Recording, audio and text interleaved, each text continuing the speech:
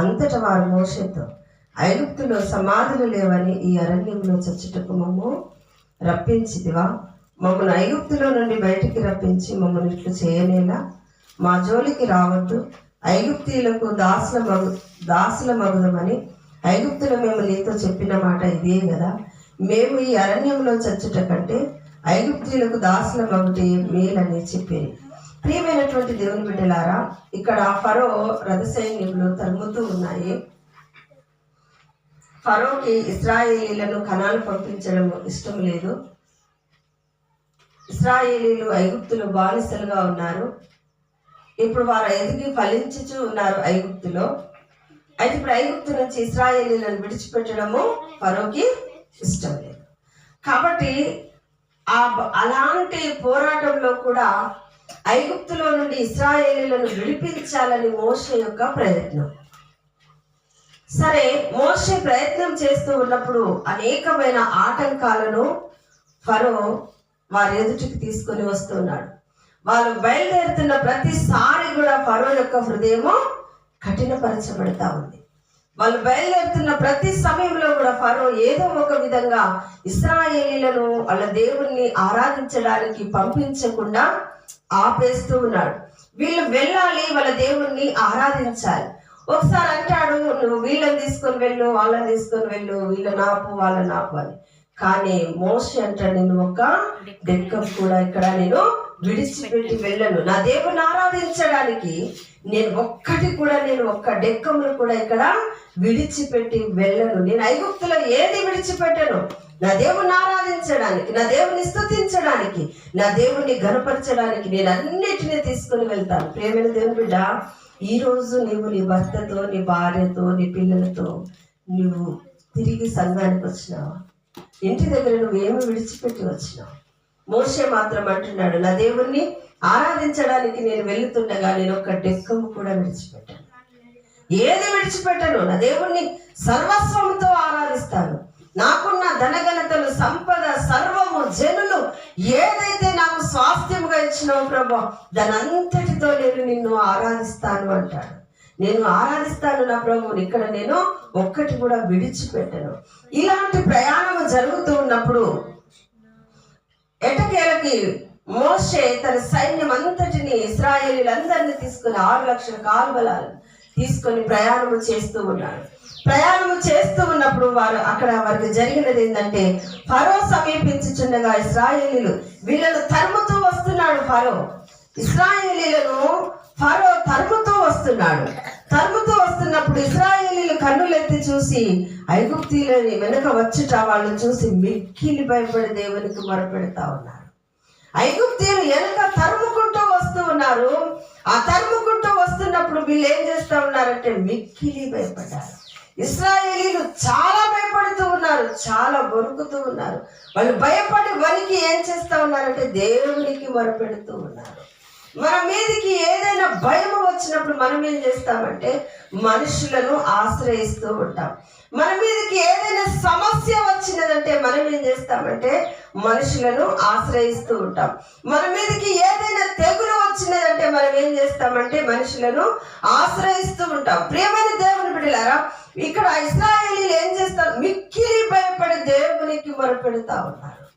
భయముతో పాటు వాళ్ళకు వచ్చిన ఆలోచన ఏంటంటే వాళ్ళ దేవుడైన యెహోవాకు మొరపెడతా ఉన్నారు. మనమైతే మన ఆధ్యాత్మిక జీవితంలో మనకొస్తున్న భయాందోళనలను బట్టి మనం దేవుణ్ణి ఆరాధించడం ఆపివేసి, దేవుని దగ్గర మొరపెట్టడం ఆపివేసి మనకు సహాయం చేసే వారి మీదకి వెళ్తాం. ప్రియమైన మన మనసు ఎక్కడికి వెళ్తుందంటే, ఫలానా వాళ్ళ దగ్గరికి వెళ్తే మన సమస్య తీరుతుంది, ఫలానా వాళ్ళ దగ్గరికి వెళ్తే మన సమస్య తీరుతుంది అని ఈ విధంగా మనము అనేక విధాలుగా ఆలోచిస్తాము. కానీ ఫరో రథ సైన్యమును, ఫరోను, ఐగుప్తీయులను చూడగానే ఇశ్రాయేలీలలో గొప్ప భయంకరమైన భయం పుట్టింది. ఆ భయం దేవుని యొద్దకు తీసుకెళ్ళింది, దేవుని యొద్ద మొర పెట్టడానికి దారి తీసింది. ప్రియమైన దేవుని బిడ్డ, మనకు వస్తున్నటువంటి ప్రతి పరిస్థితిలో మనం ఎక్కడికి వెళ్తున్నాం? మనం ఎవరిని ఆశ్రయిస్తూ ఉన్నాం? మనం ఎవరి దగ్గరికి వెళ్ళి కాళ్ళ ఎల్లబడుతూ ఉన్నాం? నీ దేవుని దగ్గరికి వెళ్ళి నీ దేవుని కాళ్ళ మీద పడి మొరపెట్టే అనుభవం నీకుంది. అయ్యా నీ పాదాలు తప్ప నాకు వేరొక చోటు లేదయ్యా, నీ పాదములు తప్ప నాకు వేరొక ఆశ్రయము లేదు ప్రభా, నీ పాదములు తప్ప ఇంకా నేను వేరే దగ్గరికి వెళ్ళలేనేసయ్యా అని ఏ రోజైనా మనం ఆయన పాదముల మీద పడి ఏడ్చిన అనుభవము మనకున్నదా ప్రియమైన దేవుని బిడ్డలారా? ఇక్కడ ఫరో రథ సైన్యములు ఐగుప్తీయులను చూసి భయపడ్డారు. భయపడి దేవుని యొద్దకు వెళ్ళి మొరపెట్టినారు. దేవుని యొద్దకు వెళ్ళి మొరపెట్టి దైవజనుడైన మోషే దగ్గరికి వచ్చి ఏమంటున్నారు చెప్పండి? ఐగుప్తులో మాకు సమాధులు లేవని అరణ్యంలో చచ్చుటకు మమ్మను రప్పించితివా?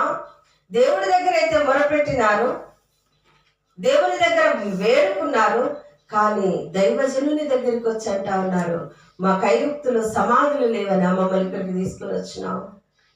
దేవుని బిడ్డ, దేవుని గౌరవిస్తే దైవజనుని గౌరవిస్తారు, దైవజనుని గౌరవిస్తే దేవుని గౌరవిస్తారు.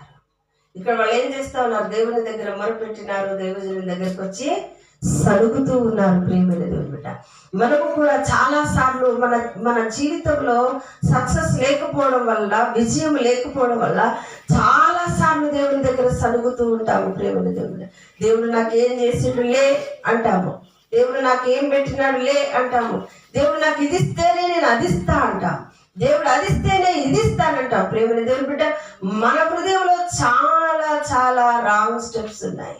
అందుకే మన జీవితంలో కొన్ని విజయాలు మనము చూడలేకపోతూ ఉన్నాం. ప్రియమైన దేవుని బిడ్డలారా, ఈరోజు దేవుడు మనకు ఐగుప్తులో సమాధులు లేవు. ప్రభు దగ్గర అయితే మొరపెట్టినారు, దేవుని దగ్గర అయితే మొరపెట్టినారు, ఆ యొక్క ఐగుప్తీయులను చూసినారు, భయపడ్డారు, దేవుని దగ్గర మొరపెట్టినారు. కానీ దైవజనుని దగ్గరకు వచ్చి ఏమంటున్నారు? ఐగుప్తులో మాకు సమాధులు లేవనా? ఈ అరణ్యంలోనికి మమ్మల్ని చచ్చుటకు తీసుకుని రప్పించిదివా? మమ్మల్ని మోషే ఏమనుకుంటున్నాడు? ఈ పాప కూపంలో నుంచి విడిపించాలి, ఈ శాపంలో నుంచి విడిపించాలి, ఈ శాపంలో నుండి నా ప్రజలను బయటకు తీసుకుని ఐగుప్తు ధనభోగముల కంటే క్రీస్తు విషయమైన నింద గొప్ప భాగ్యమని వచ్చిన మోషేను వీళ్ళంటా ఉన్నారు. ఐగుప్తులో సమాధులు లేవనా మమ్మల్ని ఇక్కడ తీసుకొని వచ్చినావు? ఐగుప్తుకు మేము దాసులుగా ఉంటామన్నాము కదా, ఐగుప్తు ప్రజలకు మేము దాసులుగా అంటే పాపానికి మేము దాసులమవుతాము, శాపానికి మేము దాసులమవుతాము, వ్యభిచారానికి మేము దాసులమవుతాము, తిండిపోతుతనానికి దాసులమవుతాము, అబద్ధానికి దాసులమవుతాము, మోసానికి దాసులమవుతాము, దేవునికి విరోధమైన విగ్రహారాధనకు మేము దాసులమవుతాము. కానీ నీవెందుకు మమ్మల్ని ఇక్కడికి తీసుకొని వచ్చినావు? ఈరోజు సంఘంలో ఉన్నటువంటి, సమాజంలో ఉన్నటువంటి చాలా కుటుంబాలు కూడా అలాగే ఉన్నాయి. ప్రియమైన దేవుని బిడ్డ, మేము దేనికైనా బానిసైతాము కానీ శ్రేష్టమైన దేవుని సన్నిధికి రాము అనుకుంటున్నారు. ప్రియమైన దేవుని బిడ్డ, మేమేదైనా మాకే శ్రమైనా మేము పడతాం, ఐగుప్తులోనే ఉంటాం, ఆ పాపంలోనే ఉంటాం, ఆ పాపంలోనే బొర్లుతూ ఉంటాం, ఆ పాప శాపంలోనే మేము ఉంటాము. కానీ ఈ అరణ్యానికి మేము రాము అని చాలా మంది ఆ విధంగా ఉన్నారు. ప్రియమైన దేవుని బిడ్డ, కానీ అరణ్య రోదననే దేవుడు ఆశీర్వాదంగా మారుస్తాడు. గట్టిగా చెప్పట్లు. అరణ్య రోదనలోనే ఆశీర్వాదం ఉన్నది ప్రియమైన దేవుని బిడ్డ, అరణ్య రోదనలోనే దీవెన ఉన్నది ప్రియమైన దేవుని బిడ్డ.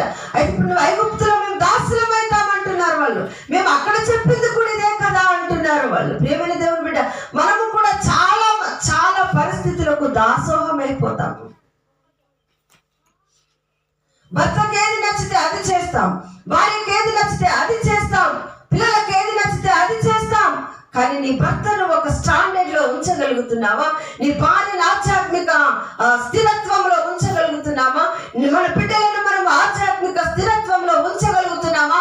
ఐగుప్తుకు బానిసలుగా చేస్తున్నాము, రాజీ పడుతున్నాము. ప్రియమైన దేవుని బిడ్డ, అరణ్య ప్రయాణంను మనం సహించలేకపోతూ ఉన్నాం. కానీ దేవుడు అరణ్య ప్రయాణంలోనే ఆశ్చర్యాలు జరిగించినారు, అద్భుతాలు జరిగించినారు, ఘనకార్యాలు జరిగించినారు. ప్రియమైన దేవుని బిడ్డలారా, ఇంకా వాళ్ళు ఏమంటా ఉన్నారంటే, మమ్మల్ని ఐగుప్తులో నుండి బయటికి రప్పించి మమ్మల్ని ఇట్లా చేయనేలా? ఆ పాపంలోనే ఉంటామన్నాము కదా, ఆ శాపంలోనే ఉంటానన్నాము కదా, మమ్మల్ని బయటికి రప్పించి నువ్వు ఇలా ఎందుకు చేస్తున్నావని దైవజనునికి ప్రశ్న వేస్తున్నారు. ప్రియమైన దేవుని బిడ్డ, ఈరోజు చాలా మంది కూడా దైవజనులకు ప్రశ్న వేయడం, దైవజనులకు తిరుగుబాటు చేయడం చాలా అలవాటు చేసుకున్నారు. తప్పులను మాట్లాడుకుంటూ సంఘము సేవకులు సరి చేసుకోవాలి. కానీ ఇక్కడ ఏం చేస్తా ఉన్నారు? ప్రశ్నలు వేస్తూ ఉన్నారు. మేము అక్కడ చెప్పింది ఇదే, ఇక్కడ చెప్పింది ఇదే, మేము అదే పాపంలో ఉంటాం, మమ్మల్ని ఎందుకు తీసుకొచ్చినాం అని దైవజనుని ప్రశ్నలు వేస్తూ ఉన్నారు. ప్రియమైన దేవుని బిడ్డ, మా జోలికి రావద్దు, ఐగుప్తులకు మేము దాసమగుదమని ఐగుప్తులు మేము నీతో చెప్పిన మాట ఇది. ఇంకేమంటాడు? మా జోలికి మీరు రావద్దు. నువ్వు సేవకుడవైతే ఏంది, దేవుడవైతే ఏంది, నువ్వు ఏదైతే మా జోలికి రావద్దు. మేము ఐగుప్తులో నీకు ఇదే వార్నింగ్ ఇచ్చినాం. పాపంలో ఉండి సేవకులకి ఇచ్చిన వార్నింగ్ ఇదే. మేము ఇక్కడ బానిసలం అయిపోతాం, కానీ మేము ఈ బానిసత్వం నుంచి బయటికి రాము. ఈ పాపంలో మేము చిక్కుకుంటాం, కానీ ఈ పాపంలో నుంచి మేము బయటికి రాము. ఈ అన్యాయంలో నుంచి మేము బయటికి రాము. ఈ అక్రమంలో నుండి మేము బయటికి రాము. ఈ వ్యభిచారంలో నుండి, ఈ అబద్ధంలో నుండి, ఈ మోసంలో నుండి మేము బయటికి రాము. అక్కడ చెప్పింది అదే మాట, ఇక్కడ చెప్పింది అదే మాట అని దైవజనుల మీదకి తిరుగుబాటు చేస్తున్నారు. ప్రియమైన దేవుని బిడ్డ, దైవజనుల మీదకి తిరుగుబాటు చేస్తూ ఉన్నారు. మా జోలికి రావద్దని వార్నింగ్ ఇస్తూ ఉన్నారు. ఈరోజు మన ఆధ్యాత్మిక జీవితంలో మన అంతరంగం ఏ విధంగా ఉన్నది? ప్రియమైన దేవుని బిడ్డలారా, మీరే స్వార్థకర పత్రికలు. ఈ వర్తమానం ఎంతమంది అయితే వింటున్నారో వినని బిడ్డలకు మీరు ప్రకటించండి. వినని బిడ్డలకు, రాని బిడ్డలకు మీరు ప్రకటించండి. దేవుడు మీ జీవితంలో గొప్ప కార్యాలు చేస్తారు. దేవుడు మీ జీవితంలో గొప్ప కార్యాలు చేస్తారు. మేము ఈ అరణ్యమందు చచ్చుట కంటే ఐగుప్తీయులకు దాసుల మగుటి మేలని చెప్పి, అందుకు మోషే భయపడి, యెహోవా మీరు నేడు కలుగజేయు రక్షణను మీరు ఊరక నిలుచుండి చూడుడి. మీరు నేడు చూచిన ఐగుప్తీయులను ఇక మీదట మరెన్నడూ చూడరు. యెహోవా మీ పక్షమున యుద్ధము చేయను, మీరు ఊరకే ఉండవాలని ప్రజలతో చెప్పారు. ప్రియమైనటువంటి దేవుని బిడ్డలారా, ఇక్కడ ఏమంటా ఉన్నారు? మేము అక్కడ చెప్పిన మాట అదే, ఇక్కడ చెప్పిన మాట అదే. మేము ఐగుప్తులకి మేము దాసులమైతాం. అప్పుడు మోషే అంటున్నాడు, భయపడకుడి. ఐగుప్తులను చూసి భయపడుతూ ఉన్నారు వీళ్ళు. పాపంలో నుండి రాగానే ఫస్ట్ మనకు వచ్చేది ఏంటి? భయం, భయం, భయం. ఒక పరిస్థితిలో నుండి మనం బయటికి రాగానే మనకు మొదట వచ్చేది ఏంటి? భయం. ఒకవేళ మన హృదయంలో ఏదైనా పాపపు తలంపు ఉన్నదనుకోండి, ఎప్పుడు మనకు ఒక ఉద్యోగం రావాలి, ఆ ఉద్యోగానికి 1 లక్ష లంచం పెట్టాలి. ఇప్పుడు మనం 1 లక్ష లంచం పెట్టాలనుకున్నాం, ఆ 1 లక్ష లంచం మనం పెట్టలేదు. పెట్టకుండా దేవుడే ఇవ్వాలని అయితే చూస్తున్నాము, కానీ ఒక నిరీక్షణతో దేవుడు ఇస్తాడని మనం బయటకు వచ్చినాం. కానీ మనల్ని వెంటాడుతున్నది ఏంటి? భయం. ఈ 1 లక్ష పెడితే నాకు వచ్చేదేమో, ఈ 1 లక్ష పెడితే నాకు వచ్చేదేమో, భయం. మన తల్లి అంటది, మన తండ్రి అంటారు, ఈ పని చేసి ఎల్లు బిడ్డ అంటారు. అది దేవునికి విరుద్ధమైనది, అది దేవునికి విరుద్ధమైనది. కానీ మనం ఏదో రకంగా దాన్ని చేయకుండా మనం వస్తాం. అప్పుడు మనకేమైంది? అమ్మా నాన్న చెప్పిన మాట వినలేదు, భయం. అప్పుడు మనకేమైంది? రాహేలు విగ్రహం అయితే, తండ్రి ఇంటి విగ్రహాలు అయితే తెచ్చుకుంది, దాని మీద కూర్చున్నది, అబద్ధం ఆడింది. కానీ ఆమె హృదయంలో ఉన్నది ఏంటి? భయం. ఇక్కడ వీళ్ళు కూడా ఏం చేస్తా ఉన్నారు?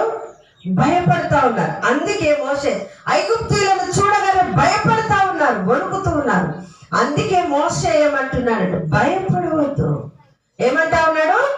భయపడవద్దు. నువ్వు దేవుని కొరకు ఏదైనా ఒక పని చేస్తున్నావంటే ప్రియమైన దేవుని బిడ్డ, భయపడవద్దు, సాగిపో, భయపడవద్దు. దేవుడిచ్చే రక్షణ ఊరక ఉండి చూడు. యుద్ధము యెహోవాది. నీ కుటుంబ పక్షాన యుద్ధము చేసేది దేవుడు. ప్రియమైన దేవుని బిడ్డ, నీ కుటుంబ పక్షాన యుద్ధము జరిగించేది దేవుడు. ప్రియమైన దేవుని బిడ్డ, నీవు ఊరక ఉండి చూడు, ఆయన నీ పక్షాన యుద్ధము చేస్తాడు. నీవు చూస్తున్న ఐగుప్తీయులను ఇక మీదట మరెన్నడూ చూడవు. ప్రియమైన నిన్ను ఏ పరిస్థితి అయితే తరుముతూ ఉందో, ఏ పరిస్థితి అయితే బలహీనపరుస్తుందో, ఏ పరిస్థితి అయితే నిన్ను కృంగదీస్తున్నదో ప్రియమైన దేవుని బిడ్డ, ఊరకు ఉండి దేవుని వైపు చూడాలి. మరెప్పుడు నీ దగ్గరికి రావు. అవి ఎప్పుడు కూడా మనల్ని భయపడుతున్న ఏ పరిస్థితి అయినా మళ్ళీ ఎప్పుడు కూడా అవి మన దరికి రావు ప్రియమైన దేవుని బిడ్డ. అయితే మనము చేయవలసింది ఏంటంటే దైవజనుల మీద దేవుని మీద సణుగుకోవద్దు ప్రియమైన దేవుని బిడ్డ. దైవజనుల మీద దేవుడి మీద మనం సణుగుకొనవద్దు, మనము గురువు కొనవద్దు, వ్యర్థమైన ప్రశ్నలు వేయవద్దు. దేవుడు ఏర్పరచుకున్న ప్రజలతో సేవకులతో మనం మర్యాదగా క్రమముగా ఉండాలి ప్రియమైన దేవుని బిడ్డ. నువ్వు సేవకులతో ఉంటేనే దేవునితో ఉండగలుగుతావు. సేవకులను గౌరవిస్తేనే దేవుని గౌరవించగలుగుతావు ప్రియమైన దేవుని బిడ్డ. సేవకులను ఆయన అగ్ని జ్వాలలుగా వాడుకుంటాడు. ఇక్కడ సేవకుని మీద సనుగుతూ ఉన్నారు, సేవకుని మీద గురుగుతూ ఉన్నారు. ఐగుప్తులో సమాధులు లేవని మమ్మల్ని తీసుకొచ్చినావా అంటున్నారు. ఫరో తీసుకొస్తున్న ఐగుప్తీలను చూసి గడగడ వణుకుతున్నారు. కానీ మోషే భయపడకుడి, అంతమందితో ఒకటే మాట అన్నాడు. ఆయన ఏమన్నాడు? 10 మంది 10 రకాలుగా మాట్లాడితే ఆయన అన్న ఒకే ఒక మాట, భయపడకుడి. ఏమంటా ఉన్నాడు? భయపడకుడి. కాబట్టి ప్రియమైనటువంటి దేవుని బిడ్డలారా, మీకు నేడు కలుగజేయు రక్షణను మీరు ఊరక నిలుచుండి చూడుడి. మీరు నేను చూసిన ఐగుప్తీయుల మీదట మరెన్నడూ చూడు. మీకు దేవుడు రక్షణ కలుగజేస్తూ ఉన్నాడు. మనం భయపడకుండా ఆ రక్షణ వైపు చూద్దాం. మనం చూస్తున్న ఐగుప్తీయుల మరెన్నడూ కూడా చూడం. మనల్ని బాధ పెడుతున్న బాధలు మరెన్నడూ చూడం ప్రియమైన దేవుని బిడ్డ. ఏవైతే మనకు బలహీనంగా ఉంటుందో, ఏదైతే అవమానంగా ఉంటుందో, ఏదైతే నిందగా ఉంటుందో, ఏదైతే వేదనగా ఉంటుందో, ఏదైతే శోధనగా ఉంటుందో, ఏదైతే కలవరంగా ఉంటుందో, ఇది నా జీవితంలో జరగదు ప్రభా అని దేనికైతే నువ్వు భయపడుతున్నావో అవన్నిటి నుంచి దేవుడు నీకు గొప్ప విడుదలనిచ్చి గొప్ప ఆశీర్వాదంలోనికి దేవుడు నన్ను నడిపించబోతున్నాడు ప్రియమైన దేవుని బిడ్డ. మీరు ఊరకే ఉండవలనని ప్రజలతో చెప్పాను. ఊరక ఉండాలి. కానీ వీళ్ళు ఏం చేస్తా ఉన్నారు? ఊకి సరుగుతా ఉన్నారు. సరగడము, భయపడము, మాటి మాటికి నేరారోపణ చేస్తున్నారు. నీవే ఐగుప్తులో నుండి మమ్మల్ని తీసుకొచ్చినావు, నీవే ఐగుప్తులో నుండి తీసుకొచ్చినావు, నీవే తీసుకొచ్చినావు. ఆయన తీసుకురావడంలో ఆయన స్వార్థం ఏమి లేదు ప్రియమైన దేవుని బిడ్డ. ప్రతి ఆత్మ రక్షించబడాలి. ప్రతి ఆత్మ దేవుణ్ణి ఆరాధించాలి, దేవుణ్ణి స్తుతించాలి, దేవుణ్ణి ఘనపరచాలని ఆయన ఆ యొక్క ఐగుప్తులో ఉన్న ఇశ్రాయేలీలను బయటికి బానిసత్వంలో నుండి బయటికి లాగితే వీళ్ళకి అర్థము కాక వీళ్ళు దైవజనుని మీద సలుగుతూ ఉన్నారు, ఉరుగుతూ ఉన్నారు. ప్రియమైన దేవుని బిడ్డలారా, 15వ వచనం చదువుదాం. అంతలో యెహోవా మోషేతో, నీవేళ నాకు మొరపెట్టుచున్నావు, సాగిపోవుడి అని ఇశ్రాయేలుతో చెప్పుము. నీవు నీ కర్రను ఎత్తి ఆ సముద్రము వైపు నీ చెయ్యి చాపి దాని పాయలుగా చేయుము.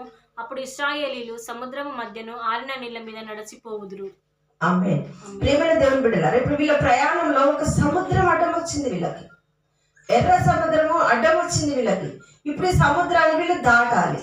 ఎనకానేమో ఫరో సైన్యం వస్తుంది, ఐగుప్తీయులు వస్తున్నారు, తరుముతున్నారు. వీళ్ళని పట్టుకోవాలని తరుముతూ ఉన్నారు ప్రియమైన దేవుని బిడ్డ. అయితే ఇప్పుడు మోషేతో యెహోవా దేవుడు ఏమంటున్నాడంటే, నీవేళ నాకు మొరపెట్టుచున్నావు, సాగిపోవుడు అని ఇశ్రాయేలీలతో చెప్పుము. నీవు నీ చేతి కర్రను ఎత్తి ఆ సముద్రము వైపు నీ చెయ్యి చాపి దాన్ని పాయలుగా చేయము. అప్పుడు ఇశ్రాయేలీలు సముద్రము మధ్యలో ఆరిన నేల మీద నడిచిపోవును. ప్రియమైన దేవుని బిడ్డ, సముద్రము పాయలేదా? మీరు వెళ్ళి సముద్రం దగ్గరికి వెళ్ళి నిలబడి సముద్రము పాయలు కానీ ఒకసారి అయితే చూద్దాం. సముద్రము మీద పేతురు నడిచినాడు, నీళ్ళ మీద పేతురు నడిచినాడు. అది దేవుని యొక్క బలమైనటువంటి కృప. దేవుడు వాళ్ళతో మాట్లాడుతూ ఉన్నాడు ప్రియమైన దేవుని. ఇప్పుడు ఏమంటా ఉన్నాడంటే, నువ్వు నాకు మొరపెట్టుచున్నావు, సాగిపోమని చెప్పు ఇశ్రాయేలీయులకు. ఆగొద్దు, నడవాలి, సాగాలి. మనమేం చేస్తాం? మనకి పరిస్థితి వచ్చినా ఆగిపోతూనే ఉంటాం. ఆదివారం రోజు ఎవరైనా డాక్టర్ కొత్తుందంటే ఆ డాక్టర్ కోసం ఆగుతాం కానీ దేవుని కోసం రా. ఆదివారం రోజు ఇంతకంటే గొప్ప ఫంక్షన్ ఏమన్నా ఉన్నదంటే ఆ ఫంక్షన్ కోసం సాగిపోతాము, ఆరాధనను ఆపివేస్తాము. ఆదివారం ఏదైనా పెళ్లి ఉందంటే, ఏదైనా కార్యం ఉన్నదంటే ఏం చేస్తాం? ఫంక్షన్ కోసం సాగిపోతాం, ఆదివారాన్ని ఆరాధనని ఆపివేస్తాం. కానీ ఇక్కడ మోషేతో ఏమంటే, సాగిపోండి, ఆగొద్దు, మీరు సాగాలి, సాగిపోండి.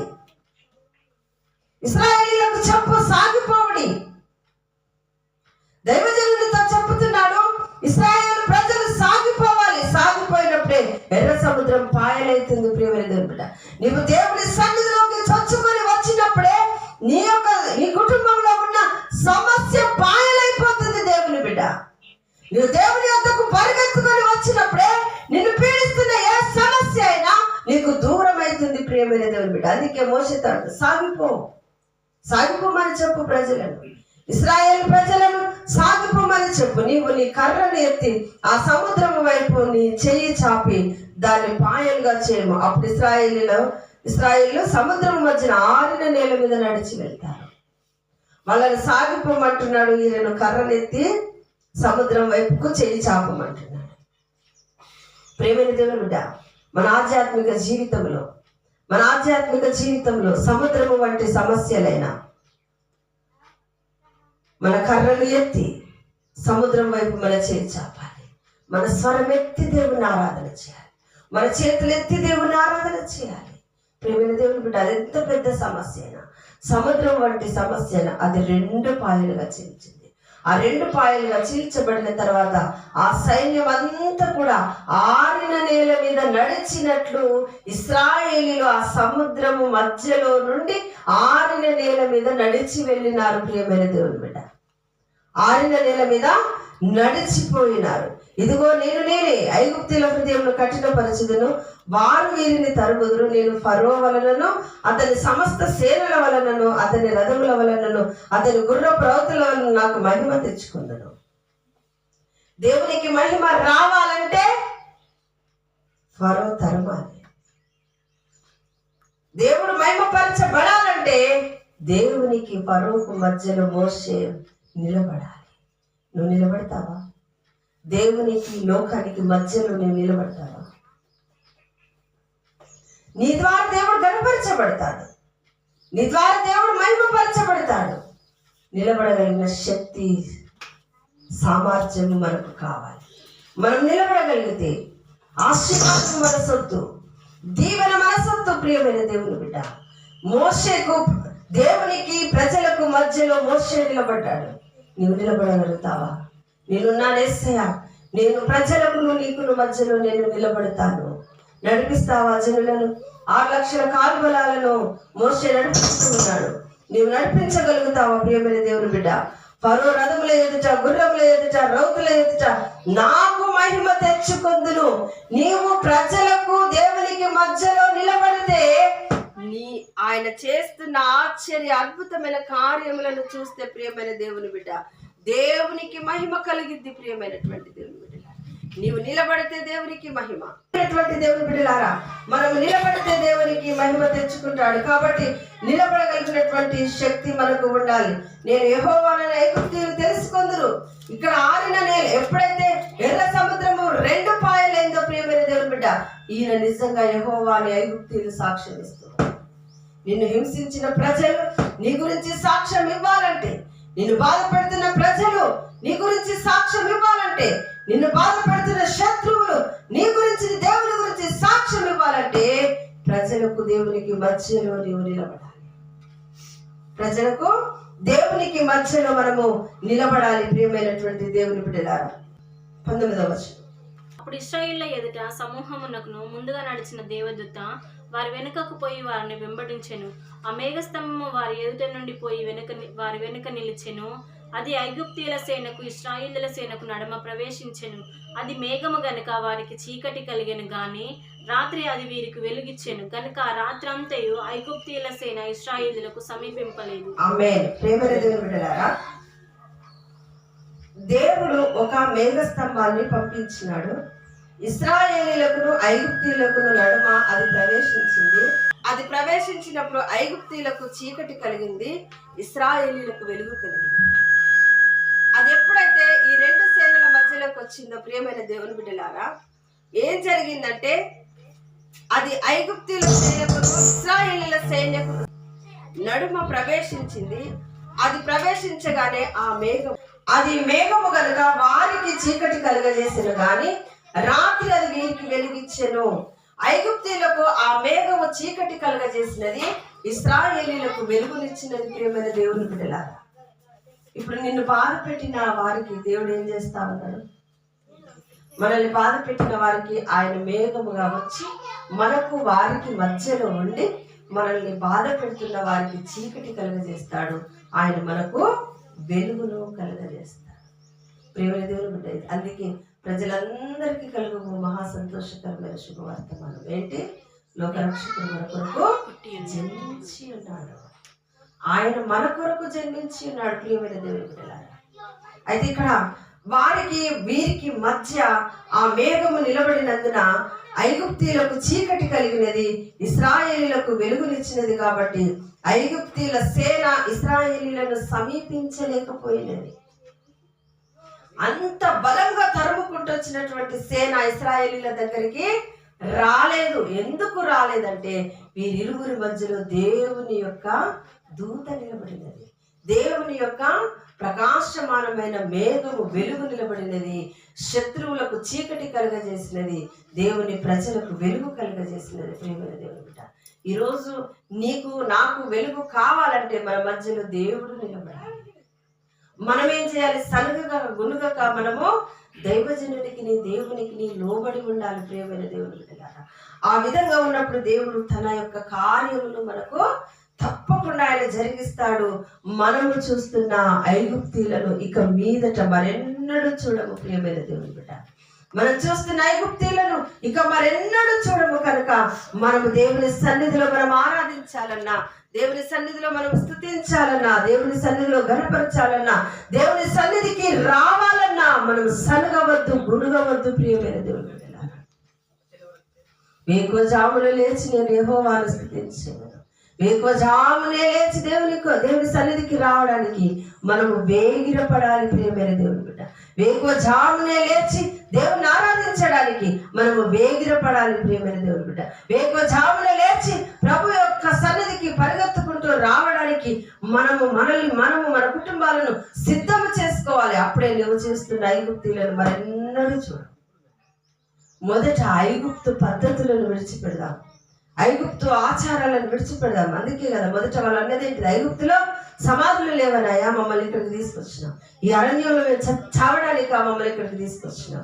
కానీ అరణ్యంలో చంపడానికి కాదు. ప్రియమైన దేవుని బిడ్డ, ఈ పరిస్థితుల మధ్యలో మనం చావడానికి కాదు. ప్రియమైన దేవుని బిడ్డ, ఇలాంటి వ్యతిరేకతలు, ఇలాంటి ఆర్థిక ఇబ్బందులు, అప్పుల సమస్యలు, మరేదైనా మనం చచ్చిపోవడానికి కాదు. మన మధ్యలో దేవుని దూత నిలబడుతుంది. మనం చూస్తున్న వ్యతిరేకతలు ఏవి కూడా తిరిగి మనము చూడకుండా దేవుని మేఘము మనల్ని ఆవరిస్తుంది. మనము నిరంతరం ఆయన కొరకు ప్రకాశించే జ్యోతుల వలె ఉంటాము. ప్రియమైన దేవుని బిడ్డ, నిరంతరం ఆయన కొరకు వాడబడుతున్న జ్యోతుల వలె, వెలుగునిచ్చే జ్యోతుల వలె, నశించిపోతున్న ఆత్మల కొరకు ప్రకాశించే జ్యోతుల వలె దేవుడు మనల్ని చేస్తూ ఉన్నాడు. ప్రియమైన దేవుని బిడ్డ, దేవుని విషయంలో సనుగక గునుగక దేవుని యొద్దకు ఎవరైతే పరిగెత్తుకుంటూ వస్తారో వారి పక్షాన దేవుడు నిలబడతాడు, వారి పక్షాన యుద్ధం చేస్తాడు. వారు చూస్తున్న ఐగుప్తీయులను మీదట చూడకుండా దేవుడు చేస్తాడు. శత్రువుకును వీరికి మధ్య దేవుని మేఘము నిలబడుతుంది. శత్రువుకు అపజయము కలుగుతుంది, మనకు విజయము కలుగుతుంది. ప్రియమైన దేవుని బిడ్డ, దేవుడి ఇంటి మాటలు మనల్ని దీవించి ఆశీర్వదించి ముద్రించును గాక.